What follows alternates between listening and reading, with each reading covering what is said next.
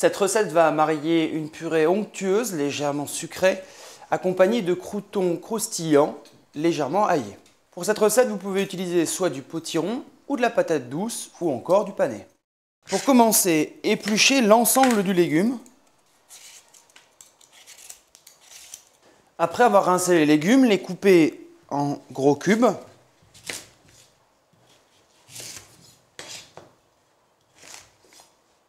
Épluchez l'échalote et la coupez grossièrement.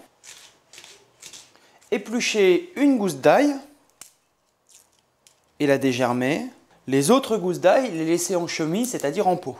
Retirez les extrémités du pain de mie, puis coupez la mie en petits dés pour réaliser des croûtons. Dans une casserole avec une noisette de beurre, faire suer l'échalote et la gousse d'ail épluchée.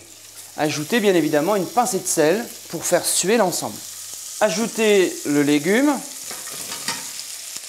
une pincée de sel et faire cuire à feu doux pendant 20 minutes avec un couvercle. N'hésitez surtout pas à rajouter un tout petit peu d'eau pendant la cuisson si jamais vous voyez que le légume a tendance à accrocher au fond. Pour les croûtons, dans une poêle chaude avec un filet d'huile et les gousses d'ail non épluchées, faire sauter les croûtons de pain. Je vous conseille d'utiliser du pain de mie légèrement rassis, ça évitera au pain de trop boire la matière grasse. Les croûtons sont en train de dorer.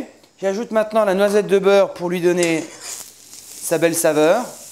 Ne vous inquiétez pas, ensuite ces croûtons seront égouttés sur un papier absorbant. Ajoutez une pincée de sel ou cuisiner directement au beurre demi-sel.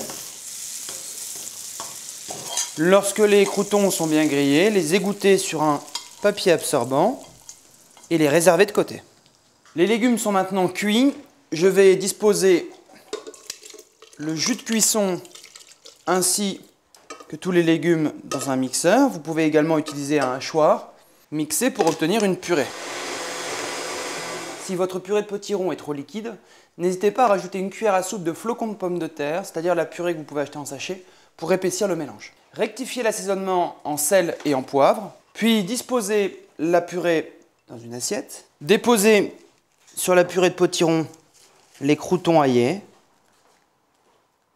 et terminez avec quelques herbes fraîches. Sachez que cette garniture s'accompagne très bien avec des noix de Saint-Jacques poêlées.